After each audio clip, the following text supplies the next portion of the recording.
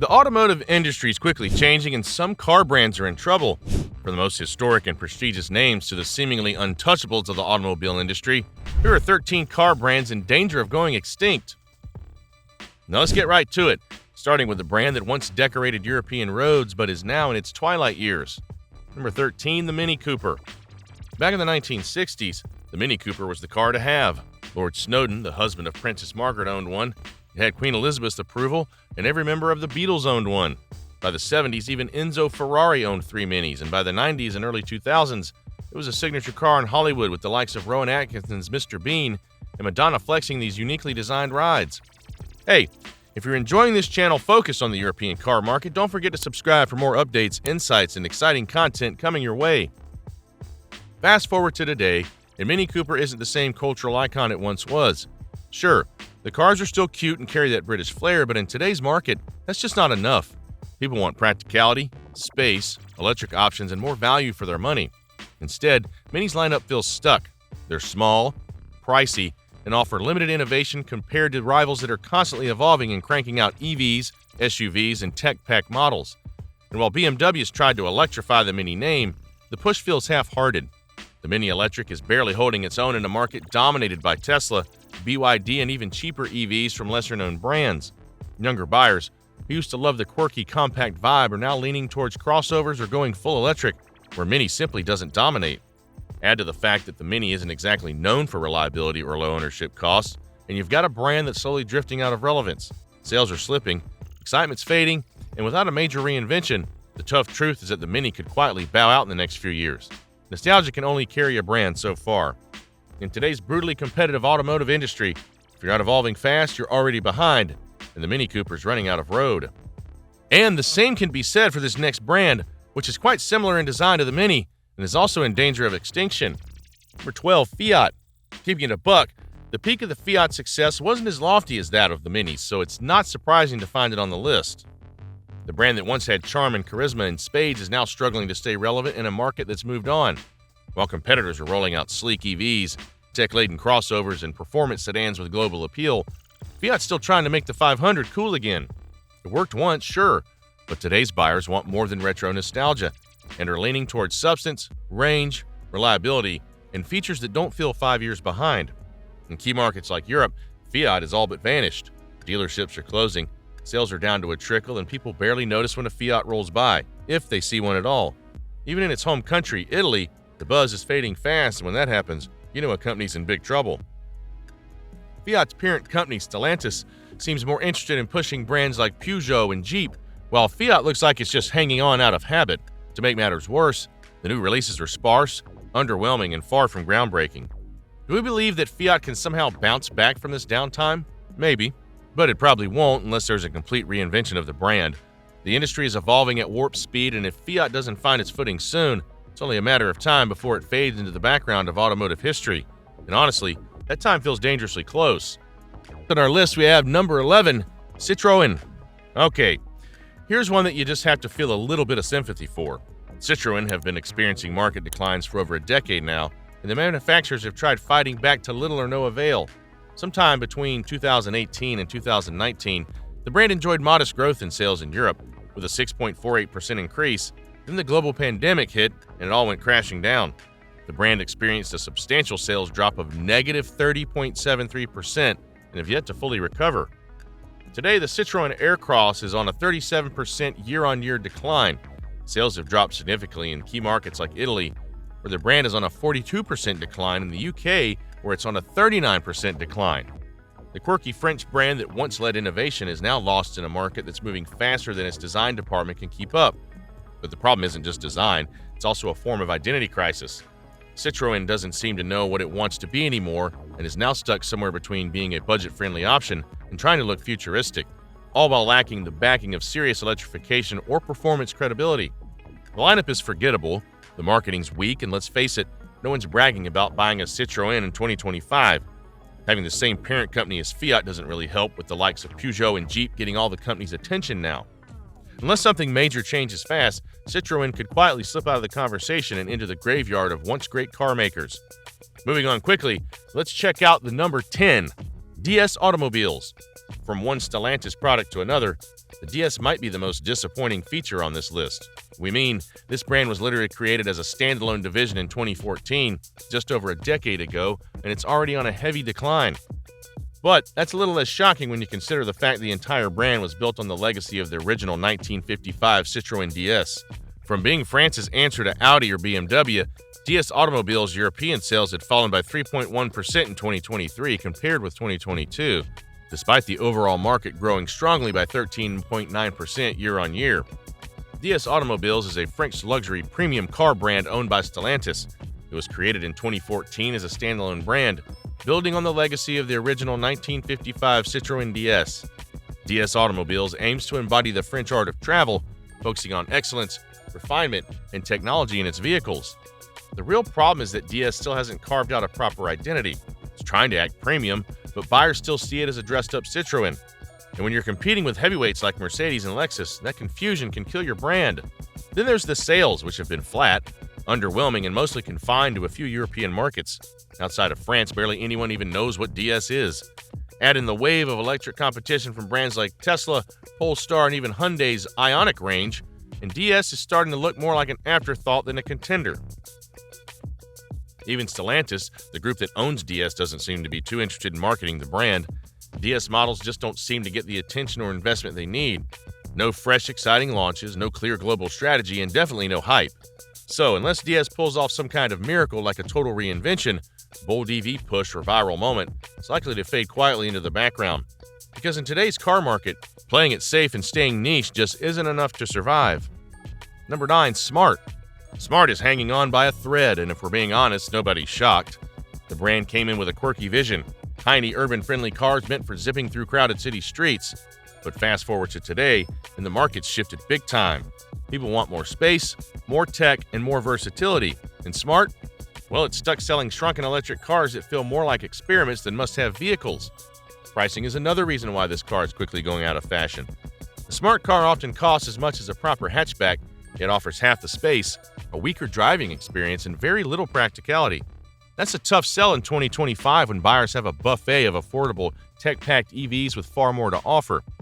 Even with Geely now backing Smart in its joint venture with Mercedes-Benz, the relaunch hasn't exactly sparked a revolution. The Smart #1 looked promising, but sales were uninspiring and interest lukewarm at best. Then there's the branding. Ask someone under 30 if they know what a Smart car is, and they'll probably have no idea what you're talking about. The brand has zero cultural momentum, no buzz, and no compelling story. It's becoming forgettable in a market that rewards boldness and innovation. Smart's future is on life support unless something changes. It's not that people hate it, they just don't care anymore. And that silence? That's how car brands fade away. Number 8, Alfa Romeo. Alfa Romeo is a brand built on passion, design, and mechanical heartache. People don't just buy an Alfa, they roll the dice on an emotional roller coaster. Alfa's gotten some financial backing and a clearer roadmap, but the sales figures are still shaky. Once the darling of Italian engineering and raw driving passion, it's now mostly a ghost in today's market. You don't see many on the road, and when you do, you're probably wondering if the owner just likes living dangerously with their wallet, that is. Reliability hasn't exactly been Alfa's strong suit. People love how they look and how they drive for about 6 months. Then come the warning lights, the electrical issues, the strange noises you don't want to Google. But beyond the mechanical drama, the brand is also struggling with identity. Is it sporty? Is it luxury? Is it trying to compete with BMW? Or just exist in a weird space nobody fully understands? On top of that, sales numbers have been painfully low, especially outside of Europe. In many markets, it barely makes a dent. And in a time when car companies are going all in on electrification, Alfa's EV game is almost non-existent. No buzz, no real movement, just promises. Unless Alfa Romeo does something incredible soon, it's not hard to see the brand getting quietly phased out over the next few years, just like this next brand. Number 7, Lotus.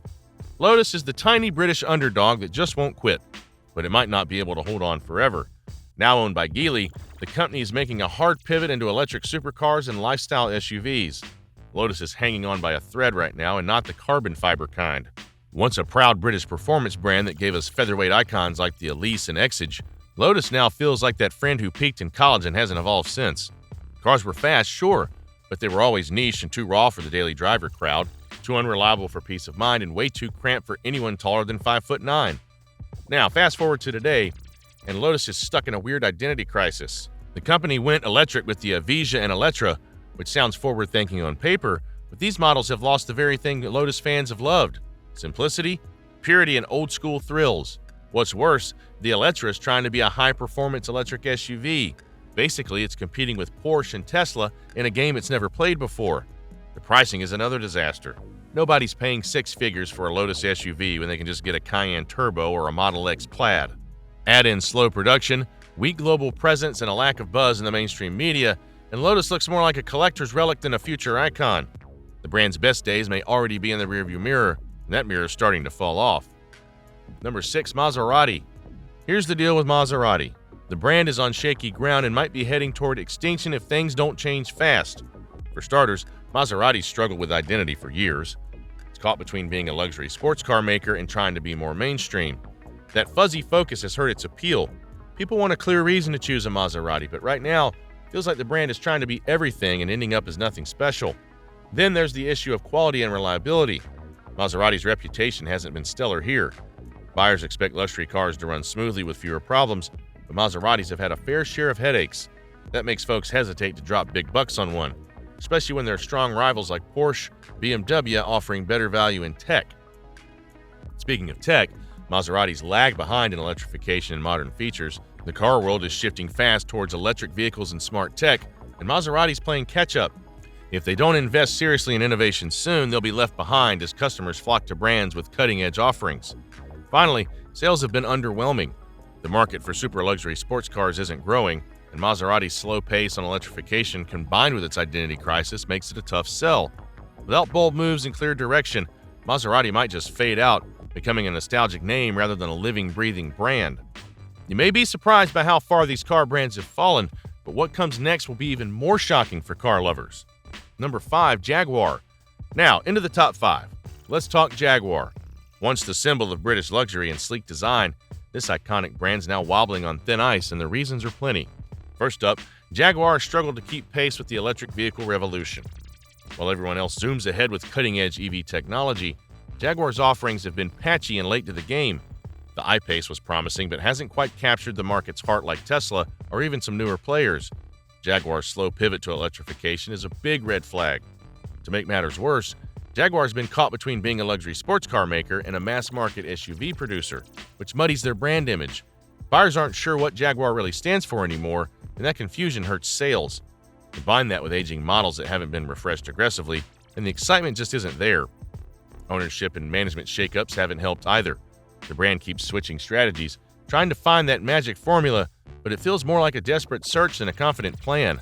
Meanwhile, fierce competition from established luxury giants like BMW, Mercedes, and Audi continues to squeeze Jaguar's market share. Add to that rising production costs, supply chain headaches, and a shrinking customer base, and you've got a recipe for trouble. If Jaguar doesn't reinvent itself fast with clear focus and innovation, it won't just fade away, it'll be disappearing altogether. Number 4, Saab. Next up, let's talk Saab and why this once iconic Swedish car brand is teetering on the edge of extinction. Saab was always that quirky, tech-savvy underdog with a loyal following.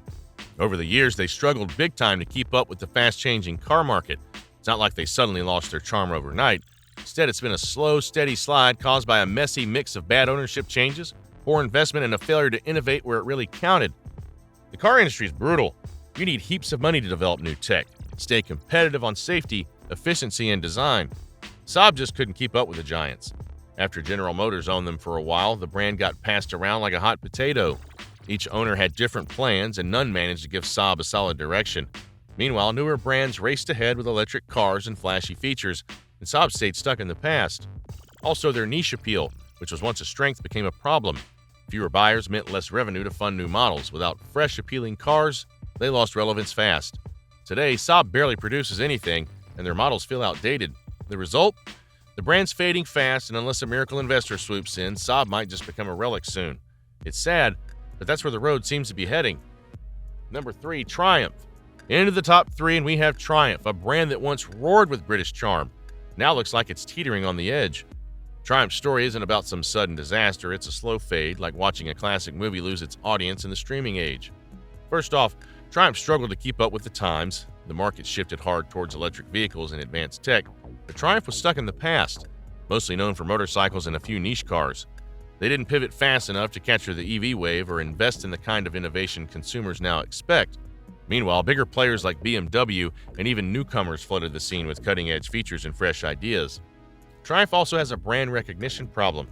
The name Triumph still rings bells with enthusiasts, but for everyday buyers, it's almost invisible.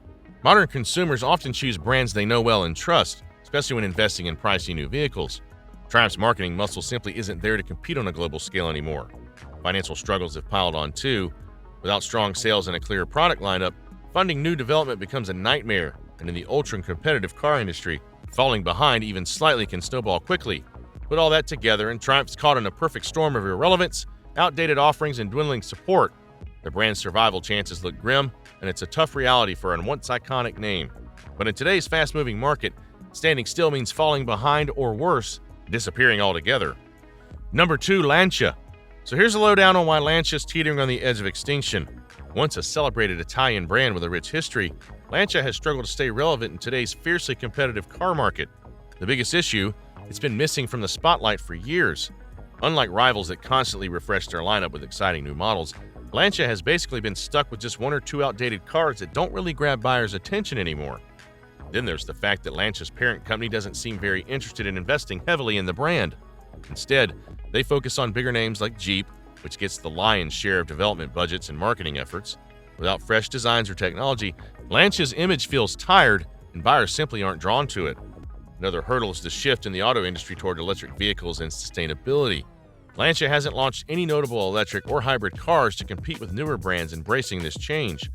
This makes it even harder for the brand to attract younger, eco-conscious drivers. Add in shrinking sales numbers year after year, and the math is clear. Unless Stellantis steps up with a serious plan, Lancha's future looks bleak. It's a classic case of a brand losing relevance and momentum in a fast-moving market, and sadly, Extinction feels like the next chapter. With all these known trademarks fading fast, a lot of car manufacturers will be shaking in their boots, especially this next brand at number 1. Number 1, Rover. At number 1 on our list of European car brands approaching impending doom is the Rover. You might find it hard to believe considering the once proud British car brand is now teetering on the edge of extinction. Rover's story isn't about a sudden disaster, but a slow-motion fade-out caused by years of shaky decisions and bad timing. First off, the brand struggled with its identity. It couldn't keep up with the fast-changing tastes and demands of modern car buyers. While competitors focused on innovation and reliability, Rover kept trying to reinvent itself without really solving its core problems. Financial troubles piled up, making it hard for Rover to invest in new technology or develop competitive models. The cars themselves, unfortunately, didn't impress like they used to. Quality issues, outdated designs, and lackluster performance meant buyers were looking elsewhere. Plus, the automotive world shifted dramatically with electric vehicles, hybrid technology, and stricter emission rules, and Rover wasn't ready or able to make that leap. Ownership changes didn't help either. Frequent handoffs in management and ownership meant no consistent vision or strategy. This lack of direction caused confusion inside the company and mistrust from customers. When major players pulled out, it became clear that Rover's days were numbered. In a market that rewards innovation, consistency, and forward thinking, Rover's inability to keep pace sealed its fate. The brand just couldn't find a way to stay relevant or competitive, making extinction almost inevitable. Which of these brands are you hoping will pull through? Let us know in the comments. Thanks for watching. To enjoy more exciting videos, click play on the video on your screen, and don't forget to like, subscribe, and hit the bell so you get notified when a new video drops.